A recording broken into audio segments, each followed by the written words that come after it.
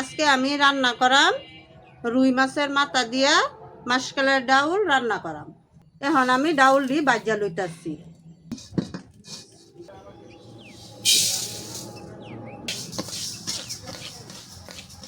ডাউল গুলা হয়ে গেছে, এখন আমি নামায়া লইতাছি।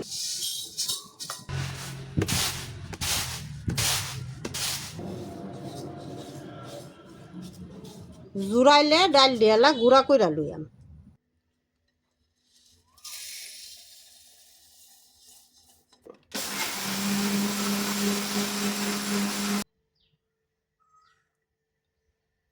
পানি দিয়া গুল্লা লইতে হইব, তাহলে তাড়াতাড়ি ফুটটা যাইব। পানি দিয়া দিলাম, তেলটা দিয়া দিতেছি। তেলটা গরম হয়ে গেছে, দিয়া দিতেছি পেঁয়াজ। মশলাটা যে না পুড়া,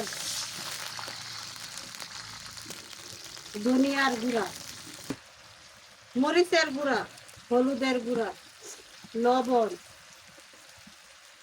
দিয়া দিতেছি, কাঁচামরিচ। মাছটি হলো দিয়া দিয়াম কষানির মধ্যে। তরকারি মাছটা আমার কষানি হয়ে গেছে, তাহলে আমি ডাউলটা দিয়া দিয়া ডাউলটা আমি দিয়া দিতেছি।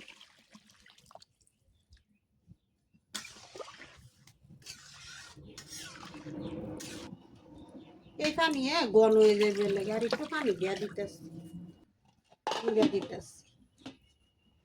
লাড়াটা দেখা লই ডালটা হয়েছে কিনা। ডালটা হয়ে গেছে, ধনিয়া পাতা দিয়া দিলাম। এখন ডাউলটা ডাইকা দিতেছি, টুকরা নুটলে নামায় লাম। ডাউলটা হয়ে গেছে, এলা নামায় লাম।